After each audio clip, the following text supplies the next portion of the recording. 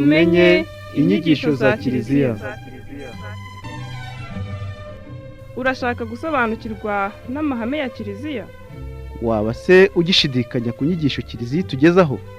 Tega amatwi ikiganiro Tumenye inyigisho za Kiliziya.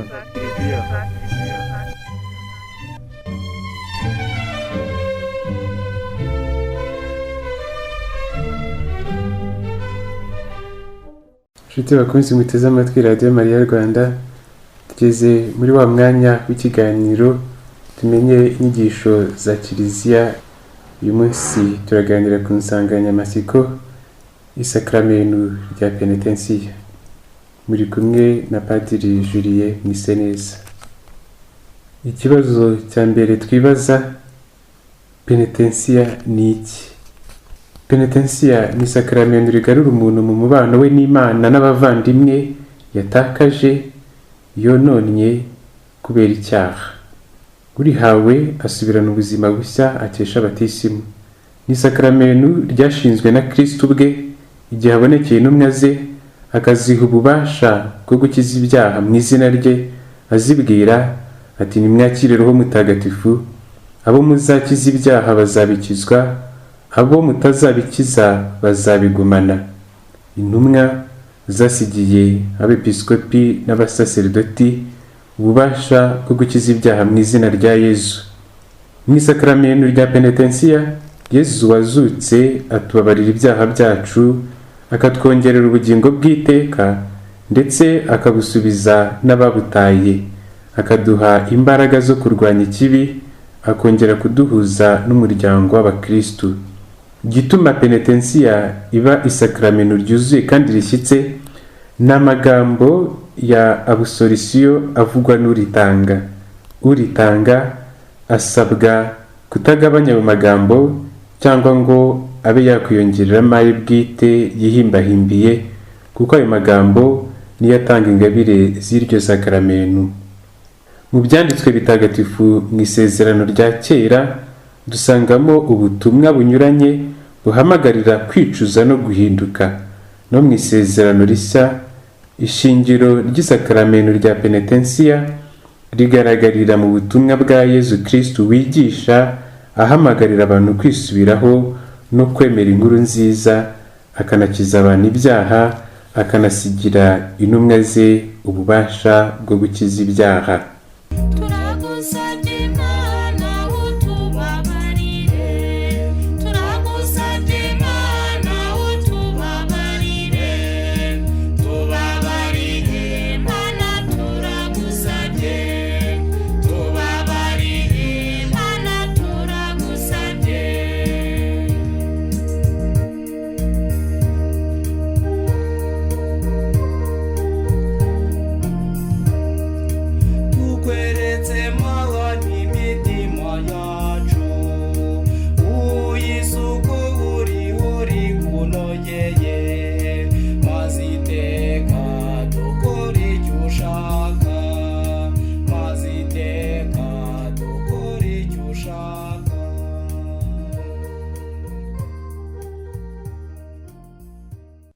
Icyaha ni iki?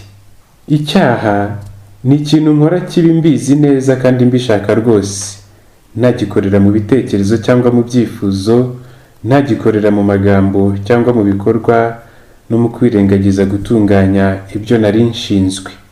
Ni ukuvuga ibinyuranyije n'ubwenge, ukuri, umutimanama cyangwa ibyobokamana rimbwiriza. Iyo mbikoze mba nishe cyangwa nangije urukundo rw'Imana cyangwa urwa bagenzi banjye. Akenshi icyaha hari ubwo kibyarwa n'igishuko, muri bwa buryo ibishuko biza mu mutima wacu, iyo tubyumviye bitugeza ku cyaha. Umuntu akora icyaha ate? Umuntu akora icyaha igihe yitandukanyije n'Imana, ayisuzugura, abizi neza kandi abishaka rwose, nk'uko gatigisimu twize ibitubwira. Icyaha cyangiza nyiri kugikora, kikamwangiza akabura amahoro, cyangiza umubano w'umuntu n'Imana, kikanonona umubano wacu n'abandi. Ese ibyaha byacu bigira icyo bitwara n'abandi. Ibyaha byacu bigira icyo bitwara n'abandi kuko tubaho urugero rubi, ariko cyane cyane tugabanya urukundo rugomba kuduhuriza twese muri Kiliziya ya Yezu Kristu. Ese igituma tugomba kwanga icyaha ni iki? Tugomba kwanga icyaha kuko ari ugusuzugura Imana umubyeyi wacu, kandi icyaha kikagirira nabi abavandimwe bacu. Turanibaza ngo uwacumuye we agomba kugenza ate? Uwacumuye agomba kubabazwa n'ibyaha yakoze akabyicuza, agasaba imbabazi yiringiye Imana Nyirimpuhwe, kandi agahabwa penetensiya bidatinze. Ese ibyaha byose birangana? Igisubizo ni oya. Byose si bimwe, ntabwo bingana. Nk'urugero, gukubita umuntu umugeri cyangwa urushyi ntabwo bingana no kumwica. Imbere ya Yezu icyaha ni icyaha, kandi cyose kirakomeye, ariko iyo duhereye ku bisobanuro duhabwa n'inyigisho za Kiliziya, tubona ko hari ibyaha bikomeye n'ibyaha byoroshye. Icyaha gikomeye ni cya kindi kidutandukanya n'Imana n'abavandimwe bacu, kikica ubuzima bw'Imana duhabwa n'ingabire zayo, bityo kikaba cyatujyana mu muriro w'iteka iyo tutacyicujije. Icyo cyaha kigaragazwa no gucumura mu bikomeye ubizi neza kandi ubishaka rwose. Icyaha cyoroheje cyo ni icyaha kitatwandavuza ngo kidushyire kure y'Imana nk'igikomeye, ariko kitugabanyamo urukundo rw'Imana n'ubuzima bwayo. Gikomeretsa mu buryo bworoheje umubano wacu n'Imana.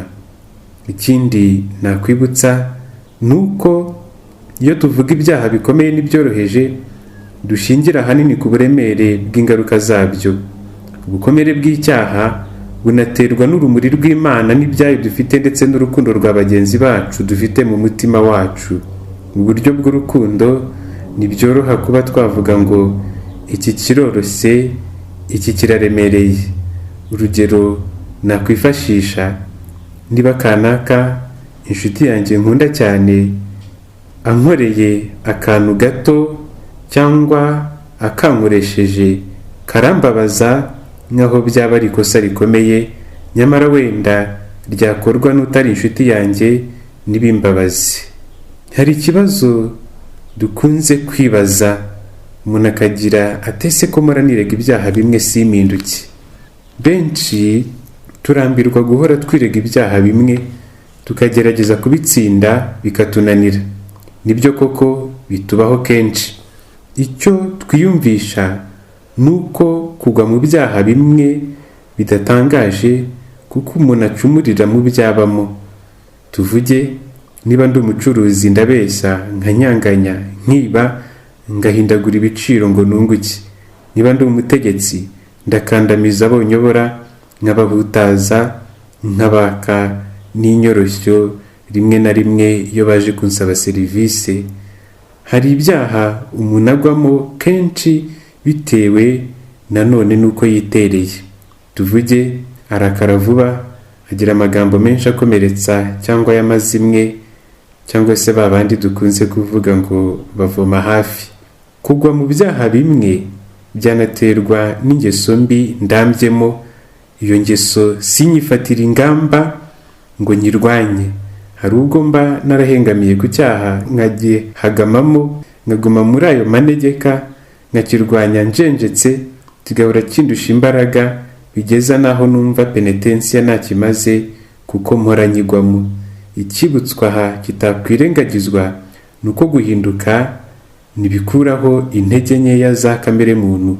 Urugamba turwana n'icyaha ntabwo ari urugamba rurangira mu gihe gito njyewe ubwanjye nakwigenera.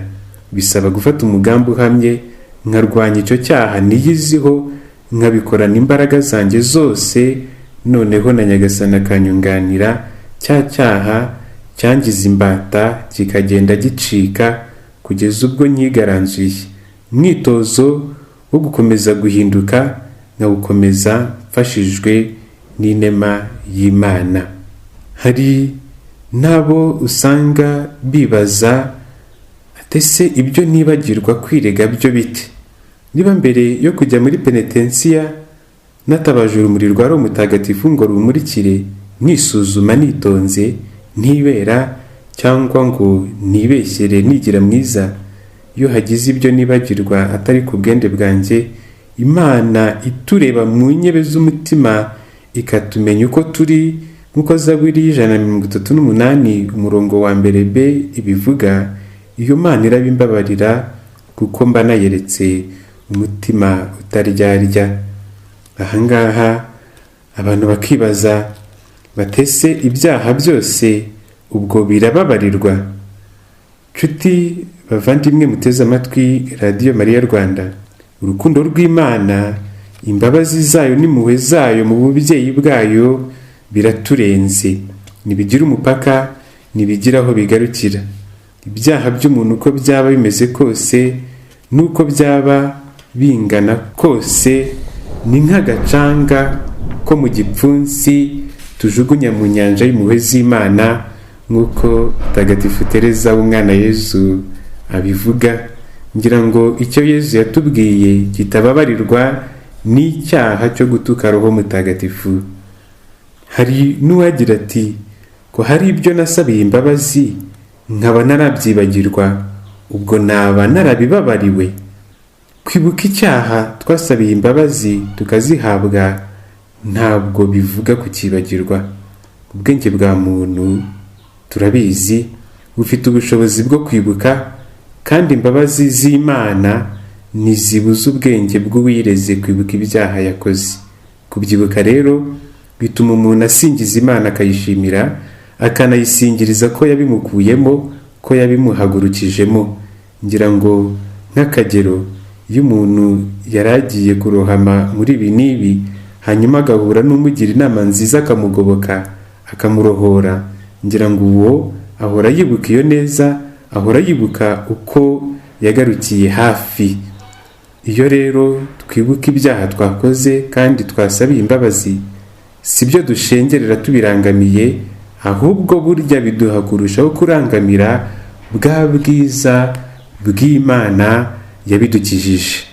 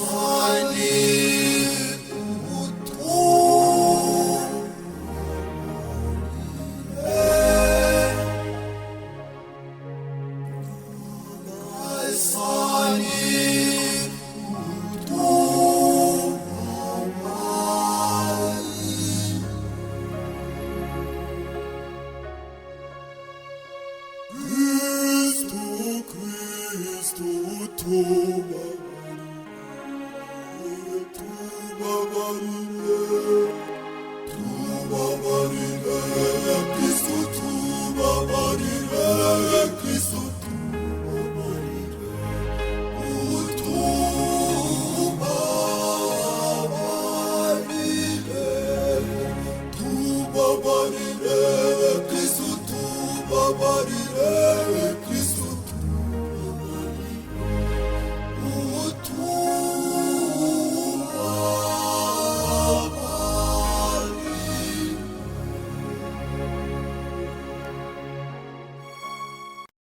Ese ninde uhabwa isakramento rya penetensiya? Ni umukristo wese uguye mu cyaha nyuma y'abatisimu ye. Kubera akamaro k'isakramento rya penetensiya, abakristo bose bakwiriye guhabwa isakramento rya penetensiya kenshi. Ikindi nakwibutsa ni uko umukristo wese usanzwe ahabwa amasakramento yemereye kwaka penetensiya, ariko umukristo wifungiye cyangwa ufungiwe amasakramento uwo ntiyemerewe kuyihabwa keretse iyo abanje gukomorerwa. Hari n'ikibazo kibaza ngo ni ryari umukristo ahabwa penetensiya. Mu gitabo cy'amategeko ya Kiliziya mu ngingo yacyo ya 989 bavuga ko umukristo wese ugejeje ku myaka ya ngombwa ategetswe kwicuza ibyaha bikomeye yakoze byibura rimwe mu mwaka. Nkurikije ibyo mbona mu butumwa, mbona umukristo ahabwa penetensiya igihe cyose yumva aremerewe, akayihabwa hakurikijwe gahunda yashyizweho na paruwasi, cyangwa n'igihe cyose yavuganye n'umusaserdoti yihitiyemo wamufasha, ariko nanone udafite imiziro, ni ukuvuga umusaserdoti utari mu gihano, nk'uko mu gitabo cy'amategeko ya Kiliziya mu ngingo yacyo ya 991 babivuga. Byabaye umuco mwiza ko muri buri paruwasi mu gihe cya diveni n'icy'igisibo hashyirwaho gahunda yihariye yo gutanga penetensiya mu masantarari yose, ndetse by'umwihariko no mu barwayi, mu basaza n'abakecuru n'abandi banyantege nkeya batakiva mu rugo. Umukristo ushaka guhorana isuku y'umutima agomba guhora asukuza penetensiya umutima we igihe cyose wandujwe n'icyaha. Urugendo rwo guhabwa penetensiya ntabwo ari urugendo rworoshye, bitewe na bwa bwikunde bwa muntu uhora yigira intungane na nyiramwiza mu maso y'abandi, nyamara muri we hatinditsemo twinshi tubi, ari isibaniro cyangwa se indiri y'ibibi n'ubuhemu bwinshi. Niba nacumuye ni gute nagaruka? Uwibaza ikibazo nk'iki ni uwabanje kwisuzuma byimbitse, akibona uko yitakaje mu kwemera, uko yagiye kure y'Imana n'ibyamwoheje bihamujyana, akabona icyaha cye, hahandi abona ibyamujyanye kure y'Imana byose, yaba ari abantu n'ibintu, yaba ari situwasiyo iyi n'iyi ubuzima bwamunyujijemo bukamugira akazuyazi, akabona ko umuti ukwiriye kandi urambye ari nta wundi usibye ukugarukira Imana y'imbabazi n'impuhwe, akawa mwana w'ikirara ugira uti reka mpaguruke nsange data. Icyemezo nk'iki kigerwaho ari uko mbanje kureba aho ndi, kwireba uko ndi, uko nahageze n'uko nahakwamiye. Mu by'ukuri mba mpagaze nabi nka ya modoka yagize pane, uko ndi naho ndi nakwamiye nkabona bidakwiriye.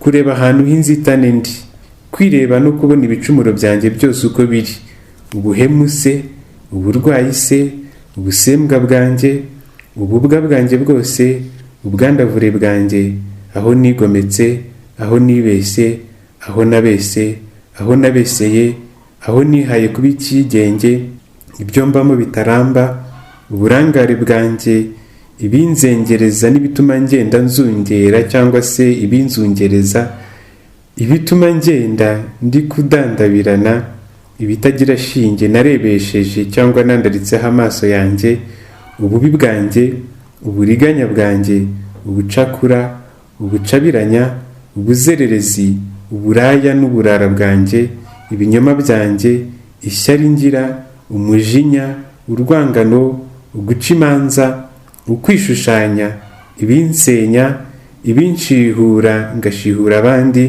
ibyo nararikiye by'isi n'iby'umubiri n'ibindi, ngafata icyemezo cyangwa umwanzuro ndakuka wo kuva aho nakwamiye, mfashijwe n'umutimanama, nkiyoroshya, nkahindukira, nkiyemeza guhinduka nkagarukira Imana itagirangwaho ugucunaguza.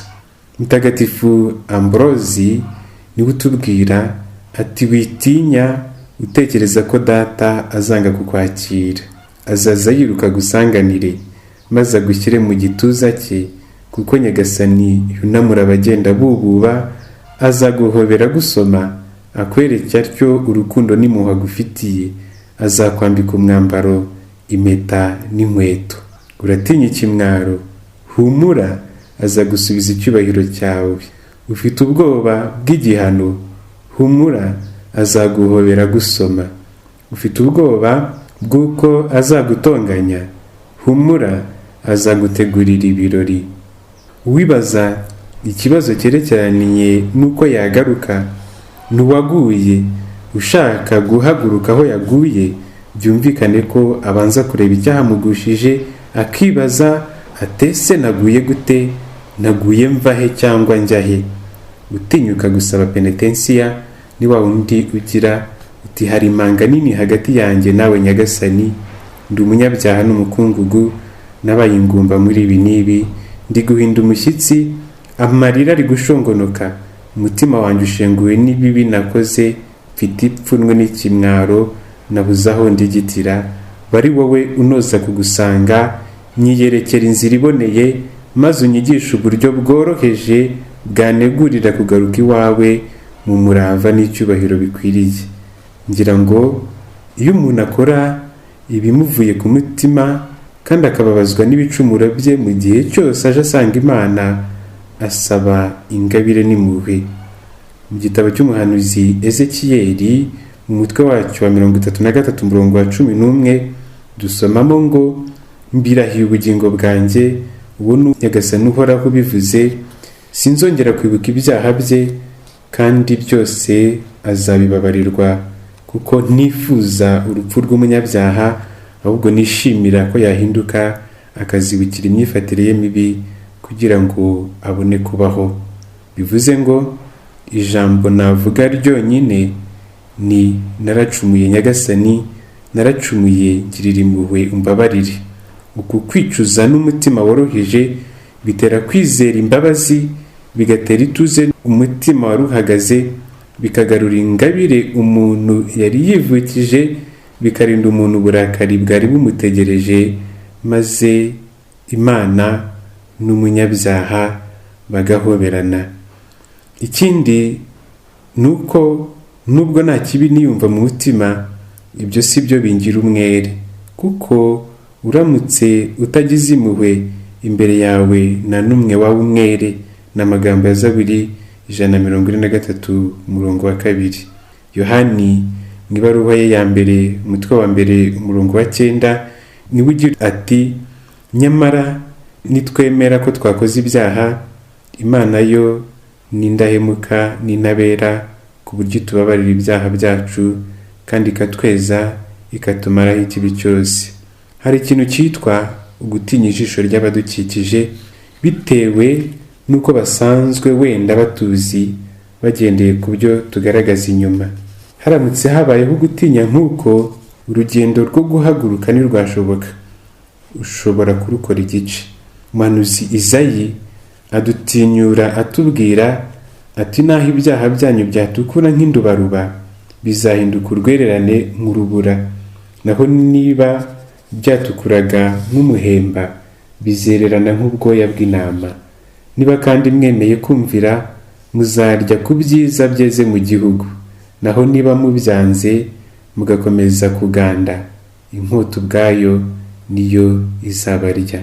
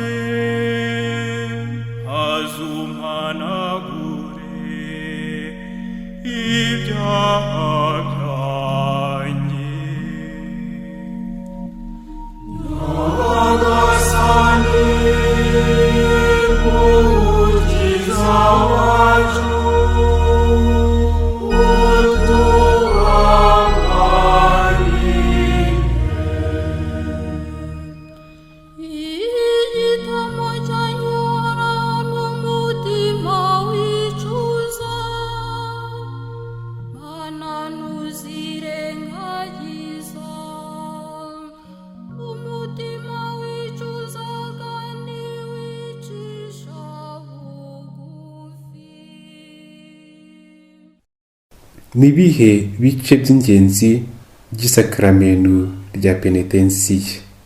Igice cya mbere kigizwe no kwisuzuma. Kwisuzuma nicyo gikorwa cya mbere gikorwa n'ugiye kwicuza. Ni igikorwa gikomeye, cyangombwa kandi cy'ingenzi, kuko iyo gikozwe neza n'ibikurikiyeho byose bigenda neza, hanyuma uwicuza agataha akize neza rwose, afite umutima wuzuye amahoro, wuzuye umutuzo, wuzuyemo ituze rwose. Ukwisuzuma ni ukwibaza mu mutima kugira ngo umenye igicumuro cyawe, umenye icyaha cyawe kigushengura. Iyo umaze kwisuzuma neza, nibwo ubona neza ibyaha wakoze, uko byakubabaje, noneho ukiyemeza kubyicuza nta buryarya. Umukristu yisuzuma yibaza igihe aherukira guhabwa penetensiya, akibaza niba yarahawe imbabazi z'Imana, akibaza niba yaratanze icyiru, niba yaragerageje kwivugurura akisubiraho, niba inama yagiriwe n'umusaserdoti yarazubahirije akazikurikiza, akanareba noneho uko ahagaze. Niba nshaka kubona ibyaha byanjye ngo mbone ubu byicuza, nshobora no kwisuzuma nifashishije ijambo ry'Imana, nkareba ibyaha nakoze bibangamiye amategeko y'Imana n'aya Kiliziya, nkareba ibibangamiye itegeko ry'urukundo, ndeba imigenzereze nagize irihonyora, nkareba ingingo 8 nterahirwe, ndeba amatwara yanjye atuzuzanya nazo. Nshobora nanone kwisuzuma nibaza uko nkoresha umubiri n'ingingo zibugize, arizo nk'umunwa, amaso, ururimi, amaboko, ibirenge, amatwi, ubwenge, umutima. Nshobora no kwisuzuma mpereye ku mizi y'ibyaha, ariyo ubunebwe cyangwa ubute, uburakari cyangwa umujinya ukabije, inda nini cyangwa ubusambo n'ubusinzi, ishyari, ubugugu cyangwa umururumba no gushukura, irari ry'umubiri cyangwa kwishimisha by'umubiri, ukwikuza cyangwa ubwibone cyangwa ubwirasi cyangwa kwibonekeza, kujyana mu kwitumbagiza no kwishyira ejuru. Nshobora no kwisuzuma mpereye ku by'Imana yampaye n'uburyo mbikoresha cyangwa mbibanamo n'abandi. Nshobora kwisuzuma mpereye ku migenzo myiza mbonabupfura na mbonezamana. Nshobora kwisuzuma mpereye ku butumwa nkora, umurimo w'umwuga mfite, cyangwa se umuhamagaro wanjye ndimo. Ibi byose bimfasha kwisuzuma neza, nkabasha kwicuza neza ngakira. Mu gihe nisuzuma, nitondera kuvuga ngo reka mve kugenda, ibyo nakoze ndabyibuka ningerayo, cyangwa ngo nibutse biki, reka njyane ibyo birahagije. Aha rwose niba ushaka gukira, wirinda imyitwarire nk'iyo. Ingaruka zo kwitwara uko ni uguhishahisha, kwanga guca bugufi nk'umunyabyaha ukeneye gukira. Ni ngombwa rero kubiha umwanya ukwiriye, ntubihubukire, ukiyambaza Roho Mutagatifu ngo akumare ubwoba kandi akumurikire. Iyo ubikoze, akwereka ubwiza n'ubudahemuka bw'Imana n'impuhwe zayo, noneho ukabona ububi n'ubuhemu bwawe imbere yayo, ukabona ko ugowe kubera uko wibonye. Igice cya kabiri cy'ingenzi mu isakramento rya penetensiya ni ukwicuza. Mu kwicuza harimo kwigaya, kugaya icyaha no kukizinukwa. Mu mwanya wo kwicuza nibwo umunyabyaha yumva akaniyumvisha neza uburemere bw'igihemu cye, ibyo bikamutera umubabaro w'uko guhemukira Imana imukunda, mu kwibona cyamuciye amazi, bikamugeza ku kumva ko uko yagenjeje ari bibi bitamukwiriye, akabigaya, bikajyana no kubizinukwa. Mu kwicuza hagaragaramo umutima wanga icyaha n'umugambi wo guca ukubiri nacyo, noneho bikagaragarira mu isengesho ryo kwirega ibyaha cyangwa ryo kwicuza ibyaha, aho wiyemeza ugira uti ibyaha byanjye ndabyanze, sinshaka kubisubira, ndashaka kuba uwawe. Igice cya gatatu mu bice by'ingenzi by'isakaramentu rya penetensiya ni ukwirega. Kwirega ni ukuvuga mu buryo bwumvikana, mu buryo bufututse, butajimije, ibyaha byose wibuka ukabivuga mu mazina yabyo, yaba ari ibikomeye n'ibidakomeye. Muri Zaburi ya 31 umurongo wa 5 niho umuririmbyi wa Zaburi agira ati, nibwo rero nkwirezeho icyaha cyanjye, sinazinzika amafuti yanjye. Naravuze ningiye kubwira Uhoraho ibicumuro byanjye, maze nawe antura umutwaro w'ibyaha byanjye. Bivuze ngo uwirega kubera ko aba yabanje gufata umwanya wo kwicengera, akisuzuma. Mu mwanya wo kwirega avuga ibyaha byose yibuka nta na kimwe asize inyuma, kandi akabivuga mu mvugo isobanutse, mu buryo bwumvikana, adaca amarenga, ku buryo umusaseridoti uri mu cyimbo cya Yesu yumva neza uko icyaha giteye. Mu kwirega, uwirega yirinda igishuko cyo gusa n'uwibogamiraho ko yakoze ibi n'ibi kubera ko nta kundi yari kubigenza, cyangwa ko nawe atari we, ari intege nkeya, ari abamusagariye. Uwirega yirinda no gupfobya icyaha, hahandi yagira ati, natoraguye amafaranga, numvise uwayataye ayakeneye sinayamuha kuko nanjye nari nyakeneye. Kanaka naramugurije aranyambura, nanjye nambura uwangurije. Umugabo cyangwa umugore wanjye yananiwe kundangiriza inshingano zo mu buriri, njya gusambana. Nabonye umugore wanjye cyangwa umugabo wanjye asambana, nanjye njyayo. Rwose uwicuza yirinda kwihishahisha inyuma y'abandi, agatobora akirega icyaha cye adaciye ku ruhande, akirinda kwicuza iby'abandi, hahandi yagira ati, icyaha mfite nuko kanaka uriya nyanga, andeba nabi kuko tudahuje ubwoko, antoteza, amvuga nabi, n'ibindi n'ibindi. Icyaha mfite mu mutima ngomba kukivuga uko kiri, nkakivuga mu izina ryacyo, umutima wanjye waruremerewe ukaruhuka.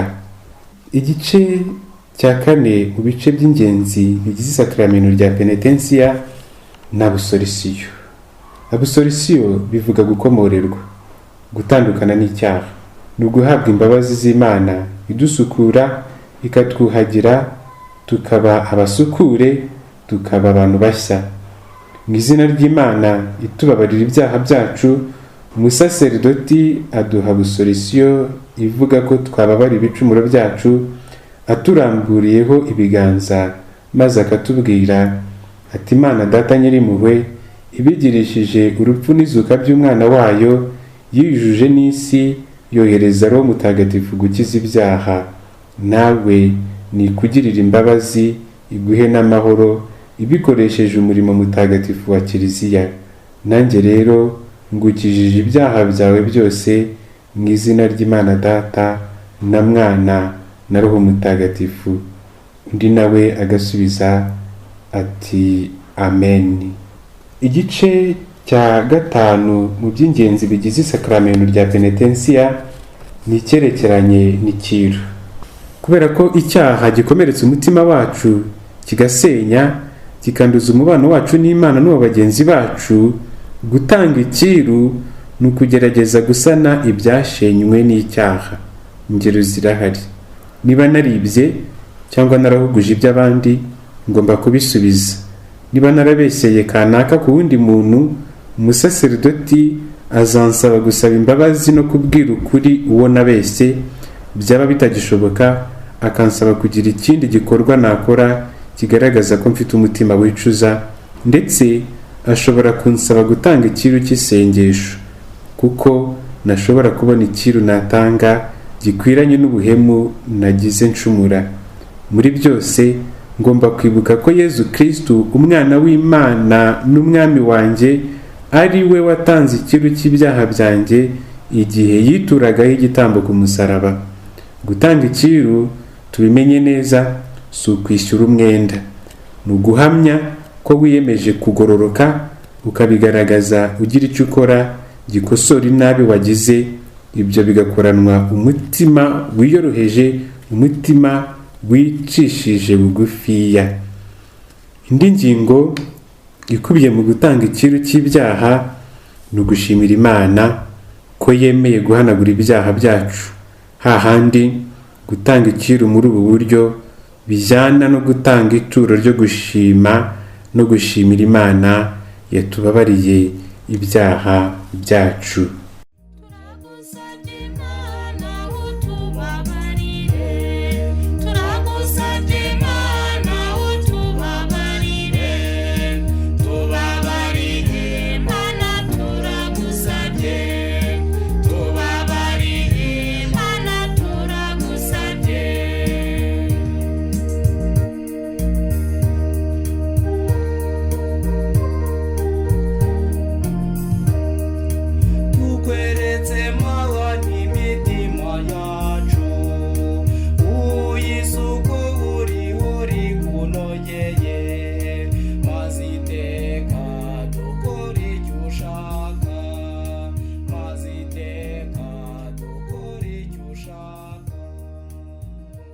Ninde utanga penetensiya? Uwahawe isakaramentu ry'ubusaseridoti mu rwego rwa kabiri n'urwa gatatu, ni ukuvuga umupadiri n'umwepiskopi, niwe wenyine wemerewe gutanga isakaramentu rya penetensiya nk'uko mu gitabo cy'amategeko ya Kiliziya mu ngingo ya 965 babigarukaho. Ubwo burenganzira abuhabwa n'umwepiskopi mu buryo bw'inyandiko. Buri musaseridoti mushya wese ubuhawe cyangwa ugeze muri diyosezi aturutse ahandi agomba gusaba umushumba wa diyosezi urwandiko rumuha ububasha bwo gutanga isakaramentu rya penetensiya mu maparuwasi yose ya diyosezi. Igihe atarufite ntacyo burya ashobora gukora. Mu gutanga isakaramentu rya penetensiya agomba kumenya ko ari umucamanza w'intabera kandi w'umunyampuhwe. Penetensiya si umwanya w'iperereza cyangwa wo gucunaguza. Rwose uritanga ni umushumba ushakashaka inama zazimiye, akorera umutimanama w'abakristo. Uritanga ni muganga, ni umuvuzi wunga abantu n'Imana, agomba kwakira neza abaje kwicuza. Uwicuza kumva neza ko ari Yezu Kristo ubwe umwakiriye mu musaseridoti umubereye umuyoboro. Uritanga yirinda kugira amatsiko akabije, amatsiko mabi yasenya, byatuma uwicuza ababara akagenda yakomeretse kurusha uko yatahana ibyishimo by'uko yakijijwe, bikaba byanatuma atabonye undi musaseridoti yizeye ngo amutekerereze ibyamubayeho mu mbaraga nkeya, azinukwa no kuzongera kuba yahabwa penetensiya. Umusaseridoti agomba kugira ibanga rya penetensiya. Iyo arimennye afungirwa amasakaramentu. Umusaseridoti utanga isakaramentu rya penetensiya nubwo yahawe ubwo bubasha agomba kumenya nawe ko ari umunyabyaha n'umunyantege nkeya, akajya nawe aronka kuri uwo mukiro aba ari umugabuzi, mbese uko afasha abandi nawe agaharanira iteka kwifasha kuko nawe ari mu rugendo. Umusaseridoti utanga penetensiya mu bushishozi ahamagarirwa kwita kurihabwa, asuzuma neza niba yujuje ibyo yagombaga gukora, ari byo kwisuzuma, kwicuza no kwirega. Afite n'icyizere ko azatanga icyiru. Nongere mbyibutse, agomba kubaha uwicuza, akubaha n'umutimanama we, namuhutaze ngo amwereke ko ibyo yirega nta cyaha kirimo cyangwa ngo apfobye uburemere bwacyo. Niyo agomba kumumurikira ku cyaha yicujije, agomba kubikorana ubwitonzi kugira ngo atagusha uwicuza mu myumvire idakwiye y'uko icyaha ntacyo gitwaye. Mu gutanga busorisiyo agomba kwibuka ko ari umugabuzi w'amabanga n'imbabazi by'Imana, ntagomba kubikora uko abyishakiye. Amagambo ya absolution ayavuga uko yateganyijwe. Agomba kumenya ko hari ibyaha nanone adafitiye uburenganzira bwo gutangira abusorisiyo agomba guha icyiru uwicuza. Hari n'ikibazo kibaza ngo kuki twigorora n'Imana binyuze ku musaseridoti kandi atari we twacumuyeho? Mu isakaramentu rya penetensiya, umusaseridoti ni igikoresho, ni umuyoboro ugaragara Imana itagaragara inyuzaho imbabazi zayo. Ni mu izina no mu mwanya w'Imana umusaseridoti aduha abusorisiyo. Kwigorora n'Imana duhujwe n'umusaseridoti byashatswe na Yesu Kristo ubwe, uzi neza ko dukenera ibimenyetso kugira ngo dushyikire ingabire ndengakamere. Umusaseridoti aba ahagarariye Kristo na Kiliziya, icyaha cyacu kiba cyahindanyije, bityo dufashijwe nawe tukiyunga na Kiliziya ahagarariye. Inama aduhera mu isakaramentu rya penetensiya nazo ni ingenzi, kuko ni inama ziduhumuriza zikanadufasha guhindura imigenzereze. Nigeze gukomoza ku ibanga rya penetensiya. Aha tukaba twakwibaza ngo ese ibanga rya penetensiya ritegeka iki umusaseridoti?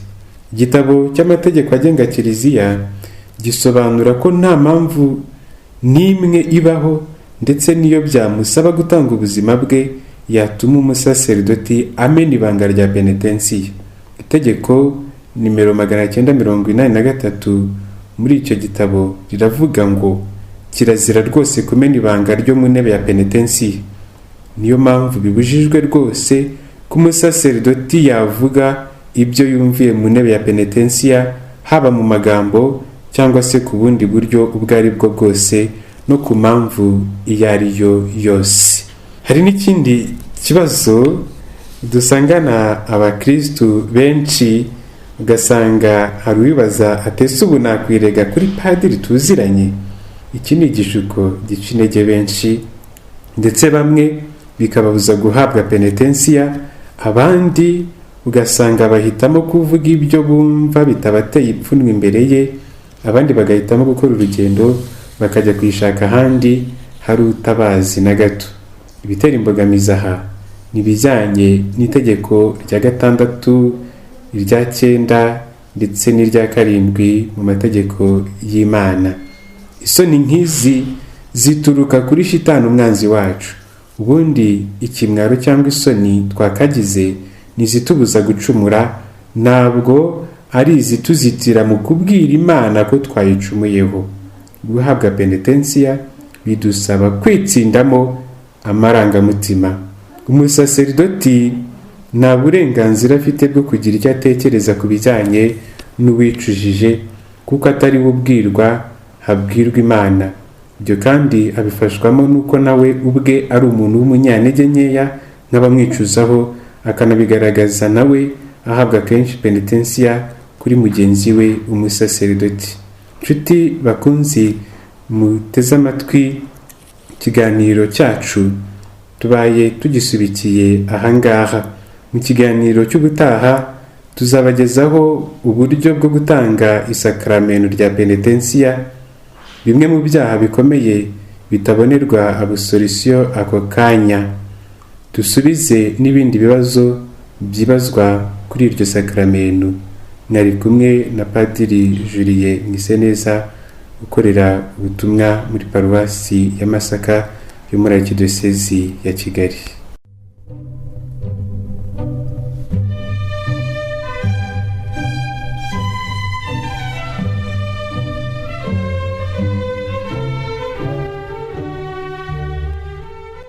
Tumenye inyigisho za Kiliziya. Urashaka gusobanukirwa n'amahame ya Kiliziya? Waba se ugishidikanya ku nyigisho Kiliziya tugezaho? Tega amatwi ikiganiro Tumenye inyigisho za Kiliziya.